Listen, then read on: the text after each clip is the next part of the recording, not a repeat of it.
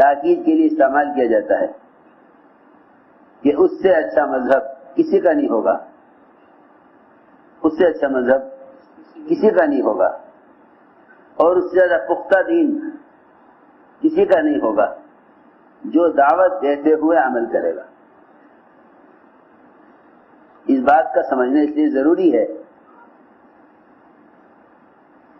کہ لوگ یہ سمجھتے ہیں کہ دعوت میں لگنا صرف دین سیکھنے کے لیے ہے۔ لوگ سمجھتے ہیں کہ دعوت میں مشغول رہنا اتنی حد تک ہے کہ آدمی دین سیکھ لے۔ مولانا الیاس صاحب رحمۃ اللہ کا ملفوظ ہے کہ تبلیغ میں لگ کر کلمہ نماز کا ٹھیک ہو جانا میرے کام کی الف باتا ہے، میرے کام کی الف باتا۔ جیسا بچہ الف باتا سیکھ لیتا ہے، اس طرح دعوت تبلیغ میں لگ کر کلمہ نماز کا درست ہو جانا ایسا ابتدائی درجے کا کام ہے۔ تبلیغ صرف تعلیم دین کے لیے نہیں ہے، تبلیغ صرف تعلیم دین کے لیے نہیں ہے، بلکہ دعوت اور تبلیغ باطل کے مقابلے میں اپنے دین پر استقامت کے لیے، اور دعوت اور تبلیغ اللہ تعالیٰ کی غیبی نصرتوں کو عالمی سطح پر باطل کے خلاف نازل کرانے کے لیے ہے۔ ہم تبلیغ میں لگتے ہیں یہ سوچ کر نماز پڑھنی نہیں آتی، جماعتیں نکل کے سیکھ لیں گے، کلمے کا الفاظ درست نہیں ہیں، جماعتیں نکل کر سیکھ لیں گے، جب سیکھ لیں گے تو کام سے بیٹھ جائیں گے۔ حالانکہ تبلیغ کوئی وقتی کورس کا مدرسہ نہیں ہے، بلکہ دعوت دینا اللہ تعالیٰ کا مستقل امر ہے، جس طرح عبادت کرنا اللہ تعالیٰ کا مستقل امر ہے۔ دعوت دینا اللہ تعالیٰ کا مستقل امر ہے، جیسے عبادت کرنا اللہ تعالیٰ کا مستقل امر ہے۔ جیسے ہم یوں کہیں کہ ایک آدمی جب تک ہوش میں ہے اس کے ذمہ نماز پڑھنا ہے، چاہے اشارے سے پڑھے چاہے لیٹ کر پڑھے، مگر اس کے ذمہ نماز پڑھنا ہے جب تک وہ ہوش میں ہے، چاہے جسمانی اعتبار سے کتنا بھی ناکارہ ہو جائے، کتنا بھی کمزور ہو جائے، لیکن نماز اپنے وقت پر ادا کرنا اس کے ذمہ اسی طرح فرض ہے جس طرح ایک صحت مند آدمی کے ذمہ نماز کا ادا کرنا فرض ہے۔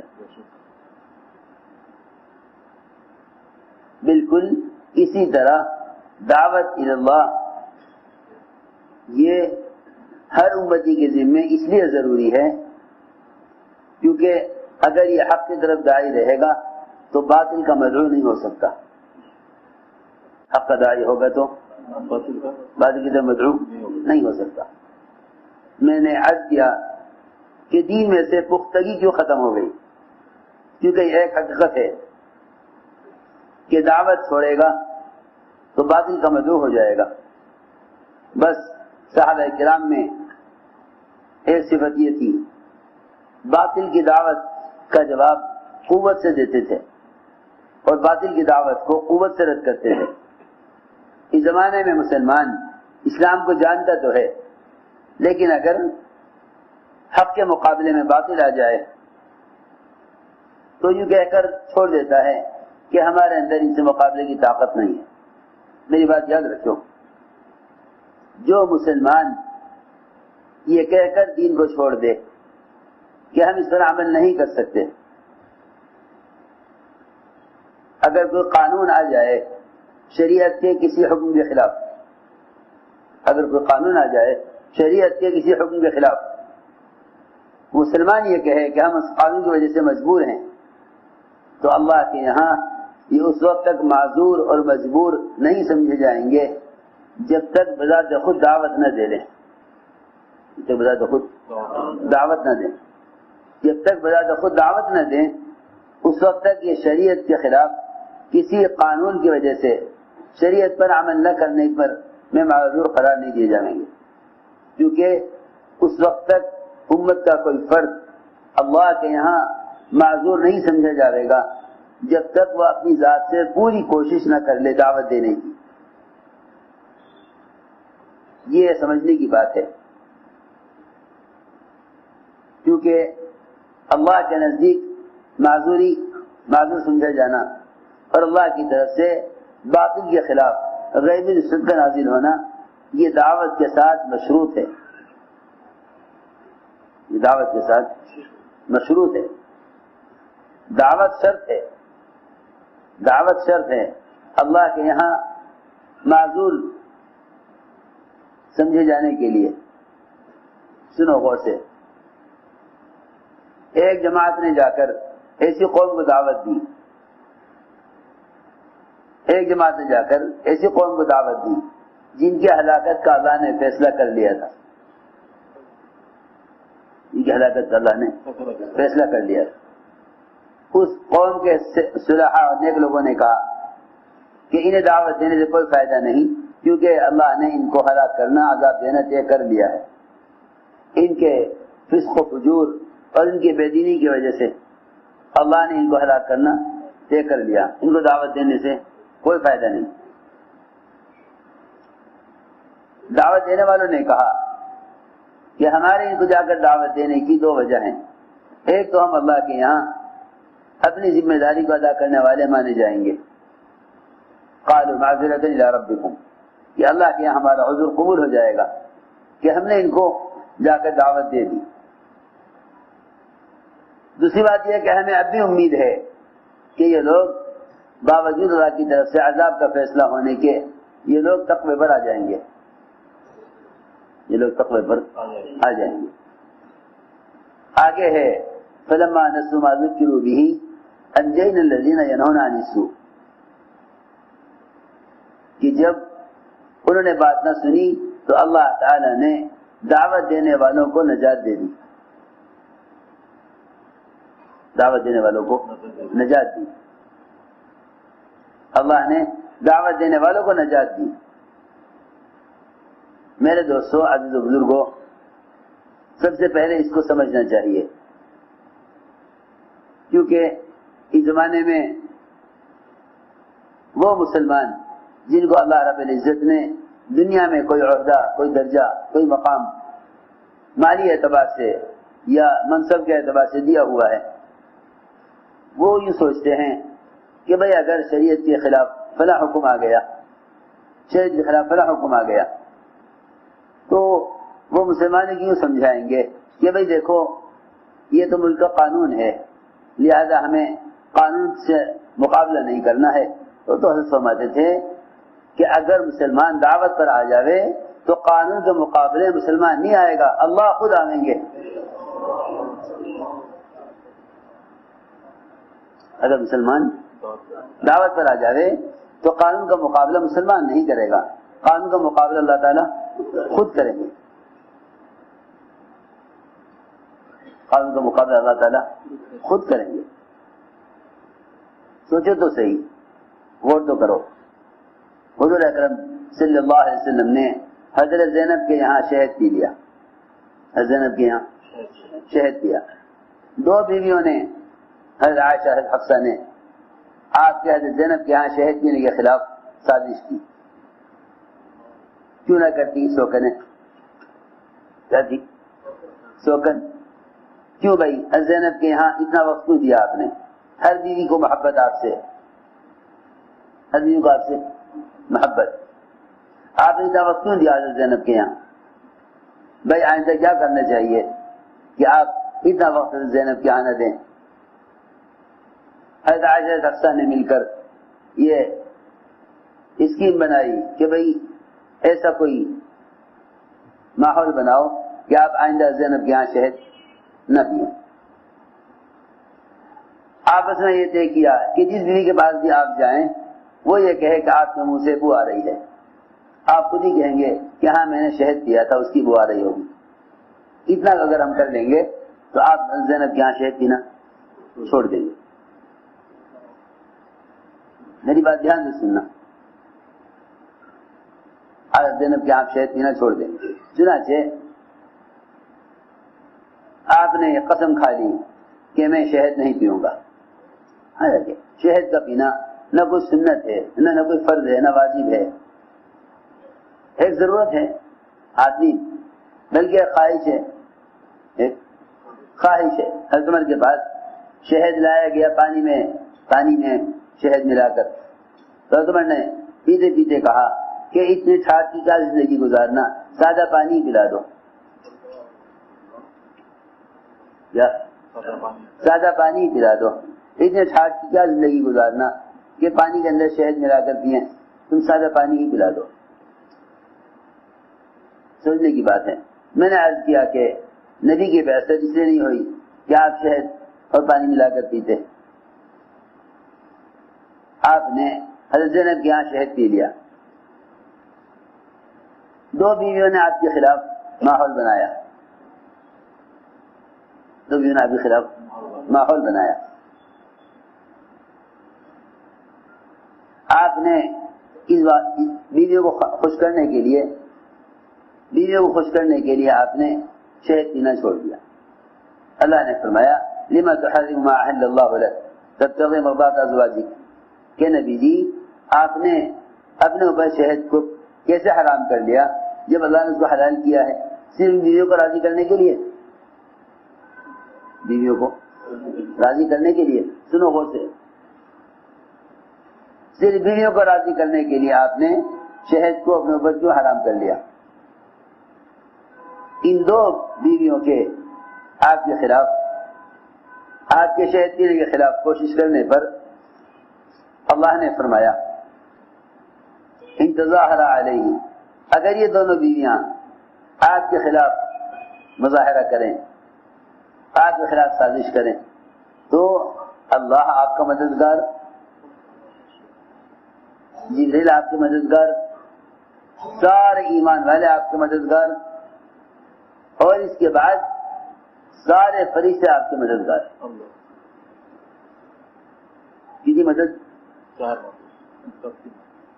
ان اللہ هو مولاه وجبریل وصالح المؤمنین والملائکۃ بعد ذلک ظہیر۔ اسے اندازہ کرو کہ جس کام کے لیے آپ کو بھیجا نہیں گیا، جس کام کے لیے آپ کو بھیجا نہیں گیا، یعنی شہد کا پینا، جب آپ کے شہد پینے کے خلاف، آپ کے شہد پینے پر دو بیویاں یہ کریں، اور اس پر اللہ کی اتنی بڑی مدد آپ کے ساتھ ہو، اللہ کی اتنی بڑی مدد آپ کے ساتھ کہ اگر یہ دو بیویاں آپ کے خلاف سازش کریں تو اللہ آپ کے ساتھ، جبرائیل آپ کے ساتھ، سارے ایمان والے آپ کے ساتھ، اور اس سارے فرشتے آپ کے ساتھ، سارے فرشتے آپ کے ساتھ۔ اس سے اندازہ کرو کہ اگر وہ دین جو آپ لے کر آئے ہیں، اگر اس دین کے خلاف کوئی قانون، کوئی سازش، کوئی کوشش اس دین کے خلاف ہو تو پھر کیا مدد آنی چاہیے؟ جس کام کے لیے آپ بھیجے نہیں گئے، جب اس کام کی مخالفت پر اتنی بڑی مدد آ سکتی ہے، جس کام کے لیے آپ کو بھیجا گیا ہے اس کام کی مخالفت پر کتنی بڑی مدد آ گئی، اس کام کی مخالفت پر کتنی بڑی مدد آ گئی۔ اس لیے میں نے عرض کیا کہ جتنے بھی مسلمانوں پر حالات ہیں، ان حالات کے خلاف اور غیروں کے خلاف اللہ تعالیٰ کی مدد آئے گی ہی نہیں جب تک یہ امت دعوت پر نہ آئے۔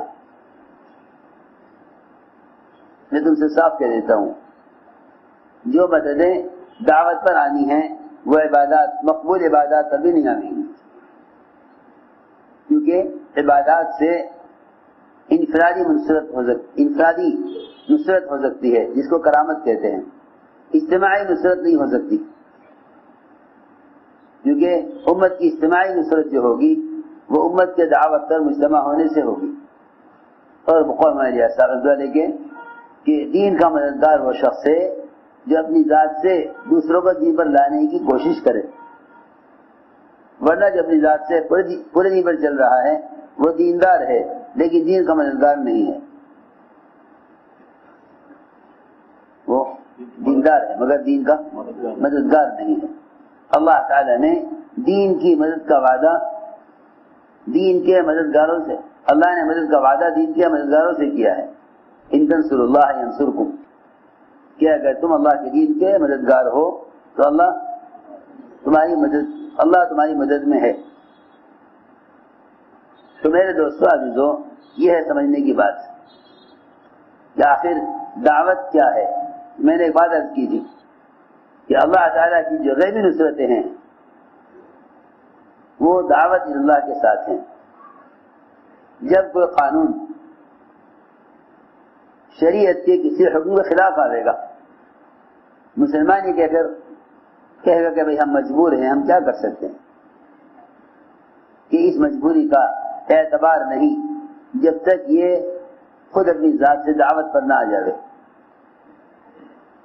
آپ دعوت دو گے تو اللہ کے یہاں معذور قرار دیے جاؤ گے، دعوت نہیں دو گے تو تم اللہ کے یہاں معذور قرار نہیں دیے جا سکتے۔ مولانا جیسا فرماتے تھے، جتنے دین پر مسلمان کو خود چلنے کا اختیار ہے، اگر اس نے احکام پورے نہ کیے تو جن امور میں چلنے کا اختیار نہیں ہے اس میں اللہ کی مدد کے ساتھ نہیں ہوگی، اللہ کی مدد کے ساتھ نہیں ہوگی۔ جس دین پر مسلمان کو چلنے پر اختیار ہے، اگر اس نے اس عمل کو پورا نہ کیا تو جن عوامل میں اختیار نہیں ہے اس میں اس کے ساتھ اللہ کی مدد نہیں ہوگی۔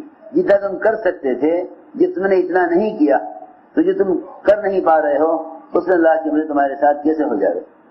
میں نے عرض کیا کہ یعنی اچھا دین اور پختگی دین کے اندر وہ شخص کے لیے ہے جو دعوت اور عبادت دونوں کو جمع رکھے۔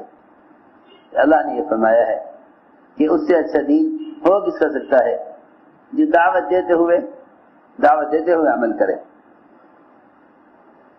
کیونکہ جب یہ دعوت چھوڑ دے گا تو پھر باطل کی دعوت، باطل جری ہوگا دعوت دینے پر۔ صحابہ کرام اس دعوت کی نقل و حرکت اور اس محنت کی وجہ سے ان کی بات کے اندر اتنی قوت تھی کہ وہ بادشاہوں سے اس طرح بات کرتے تھے جیسے کسی غلام سے کی جاتی ہے، کیونکہ ہر سمجھتے کہ دعوت ہی ذریعہ ہے اللہ کے غیر کا تاثر دلوں سے نکالنے کے لیے۔ دعوت ہی ذریعہ ہے اللہ کے غیر کا تاثر دلوں سے نکالنے کے لیے، دعوت ہی ذریعہ ہے اللہ کے غیر کا تاثر دلوں سے نکالنے کے لیے، کیونکہ اصولی بات یہ ہے کہ جس شخص کو جس کی طرف سے بھیجا جاتا ہے، جس شخص کو جس کی طرف سے بھیجا جاتا ہے، جب وہ اپنے آپ کو اس کی طرف سے بھیجا ہوا یقین کرتا ہے تو اس کی ساری قوت کو اور طاقت کو اپنے ساتھ یقین کرتا ہے، اسے کسی کی پرواہ نہیں ہوتی، کون کیا کہے گا، کون کیا کرے گا، کیونکہ اسے یقین ہے کہ اس کی طرف سے میں بھیجا گیا ہوں، وہ ذات بہت بڑی ہے، وہ ذات بہت بڑی ہے۔ تو ایسے صحابہ بات کرتے تھے بادشاہوں سے جیسے کسی غلام سے کی جاتی ہے۔ ربیع بن عامر جب دعوت دینے گئے بادشاہ کو، ہر بات کے جواب میں کہتے ہیں کہ نہیں، ہمیں جا کے براہ راست بات کرنی ہے بادشاہ سے۔ وہ کہتے کہ ترجمان درمیان میں بات ہوگا، کہ نہیں کوئی ترجمان نہیں ہوگا، ہم براہ راست بات کریں گے۔ بادشاہ کے تخت پر بیٹھ کر اس طرح بات کی کہ بادشاہ نے مسلداروں سے کہا اس فقیر نے ہمارے ملک پر قبضہ کر لیا، اس فقیر نے ہمارے ملک پر قبضہ کر لیا۔ بادشاہ نے کہا سرداروں سے اپنے، اس فقیر نے ہمارے ملک پر قبضہ کر لیا، زمین کا وہ حصہ جو ہمارے تخت کے نیچے ہے اس کا بھی یہ مالک بن چکا ہے۔ لوگوں نے کہا بادشاہ سلامت، آپ کیا بات کر رہے دیوانوں کی، کہ نہیں آپ اس دیوانے کی بات میں کہاں آ گئے، کہ نہیں دیوانہ یہ نہیں ہے، تم سب دیوانے ہو، دیکھتے نہیں اس فقیر کی بات میں کتنی قوت ہے، فقیر کی بات میں کتنی قوت ہے۔ میں آپ لوگوں سے صراحتاً کہہ دیتا ہوں کھل کر، اس زمانے میں کام کرنے والا خیال یہ ہے کہ صرف یہ دعوت کی تبلیغ کی نقل و حرکت اور چلت پھرت یہی کافی نہیں ہے، کیونکہ بھائی صاف بات یہ ہے کہ اب ہم کام کرنے والے ادھر ادھر کے لوگوں کی باتوں سے متاثر ہونے لگے ہیں،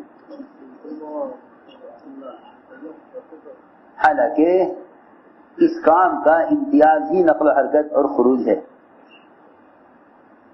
دعوت کا تو کوئی تصور ہی نہیں ہے نقل و حرکت کے بغیر۔ مجھے ایک صاحب کہنے لگے ابھی حج کے سفر میں کہ پھرنا اصل نہیں، اصل تو دین ہے۔ میں کہا دیکھو بات یہ ہے کہ پھرنے اور نقل و حرکت کے بغیر نبوت والے کام کا کوئی تصور نہیں ہے۔ یہ صالحین کا کام تو ہو سکتا ہے کہ تم کسی کونے بیٹھ کے عبادت کر لو، جو تمہارے پاس آئے اس کے بعد نصیحت کر لو، یہ صلح کا کام تو ہو سکتا ہے، لیکن دعوت کا کام تو نقل و حرکت کے بغیر، دعوت کا تو کوئی تصور ہی نہیں ہے نقل و حرکت کے بغیر۔ دعوت کا تو کوئی، اس کام کا امتیازی خروج ہے، اس کام کا امتیازی خروج ہے۔ نقل و حرکت اللہ کے امر کی وجہ سے ہے۔ اللہ نے صاف فرما دیا انفروا خفافا وثقالا، نکلو اللہ کے راستے میں، تم ہلکے ہو یا بھاری ہو۔ میں نے عرض کیا کہ دعوت کی وجہ سے اور نقل و حرکت کی وجہ سے اللہ رب العزت داعی کے اندر وہ قوت پیدا فرماتے ہیں جس سے وہ باطل کے کسی مقابلے کا یا باطل کی کسی اقدام کا یا باطل کے اسلام کی کسی حکم کے مقابلے میں آنے کی کوئی پرواہ نہیں کرتا، کیونکہ اس کو یقین ہے کہ جس بڑی ذات کی طرف میں بلا رہا ہوں یہ سب رکاوٹ ڈالنے والے اس کے بندے ہیں، رکاوٹ ڈالنے والے سب اس کے بندے ہیں۔ یہ اللہ کا غیر نہیں ہے جو دین پر غالب آ جاوے،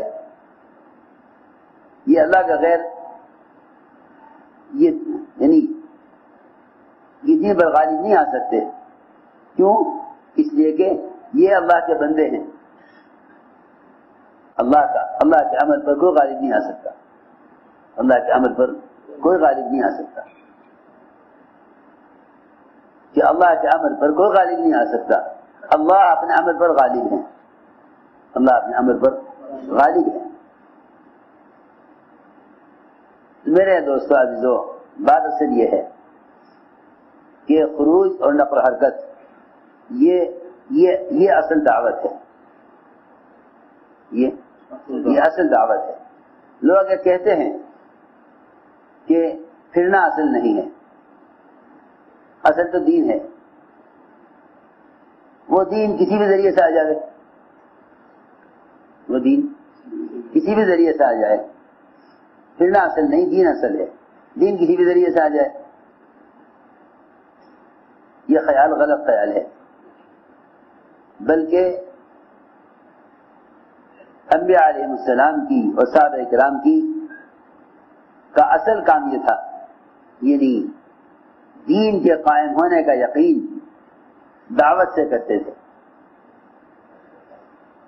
کیونکہ جب تم حق کی طرف بلاؤ گے اور باطل مقابلے پر آئے گا تو باطل کا مغلوب ہونا حق کی طرف بلانے کی وجہ سے ہوگا، دعوت کا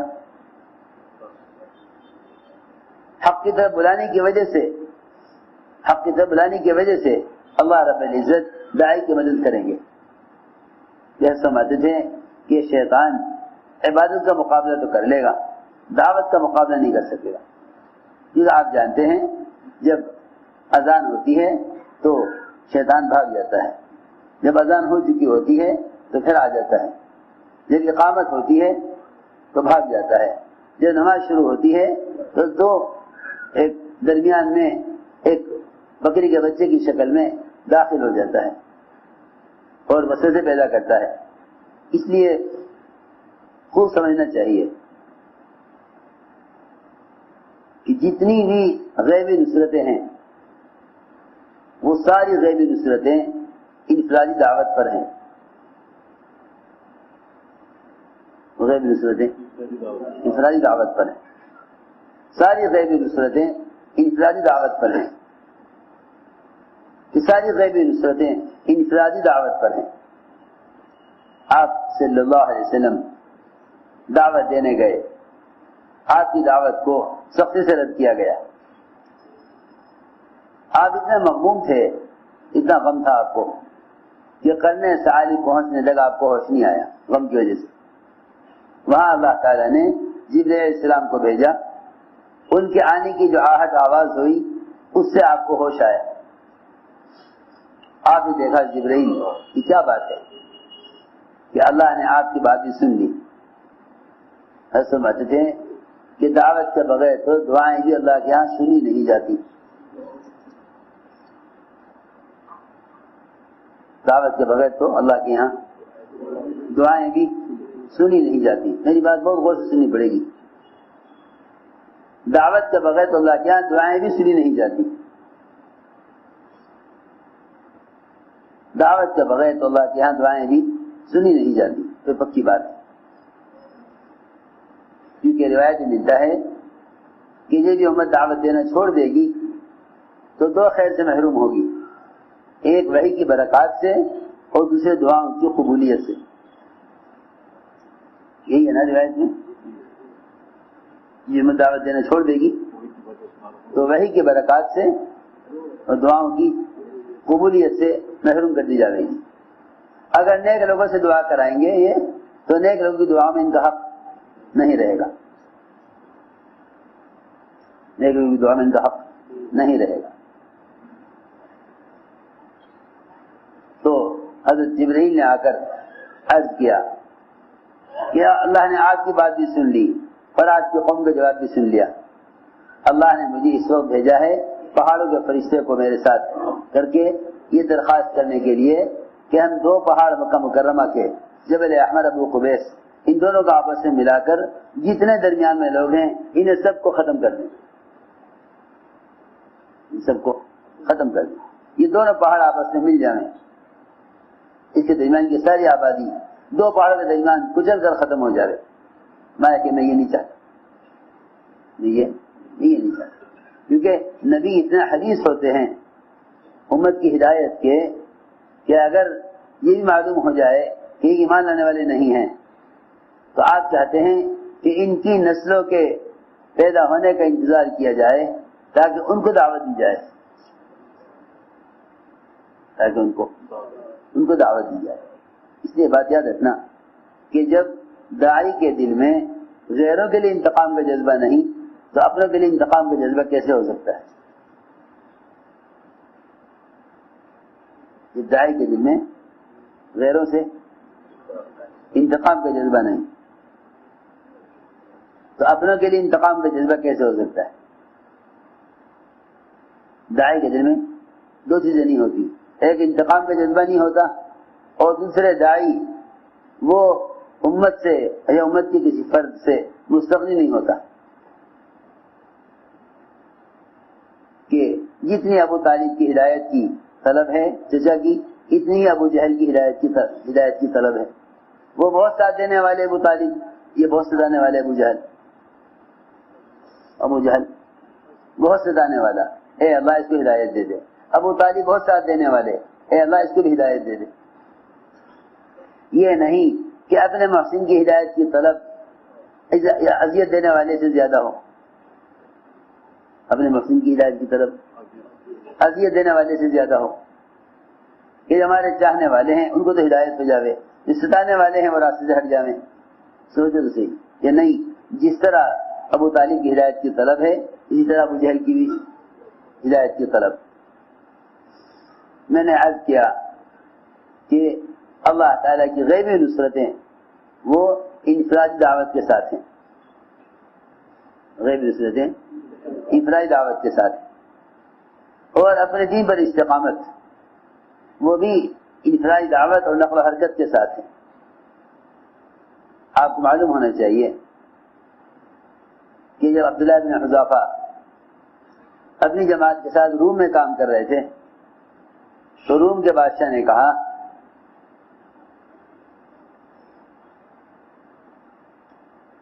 کہ آپ نصرانی ہو جائیے، آپ نصرانی ہو جائیے، اگر آپ نصرانی ہو جائیں گے ہم آپ کو آدھا ملک دے دیں گے،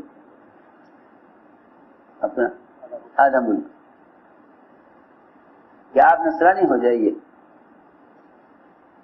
حذیفہ رضی اللہ تعالی عنہ نے سخت جواب دیا، یہ فرمایا کہ تیرا آدھا ملک نہیں، تیرا پورا ملک مل جاوے، اور تیرا ہی ملک نہیں بلکہ جتنی بادشاہت عرب کی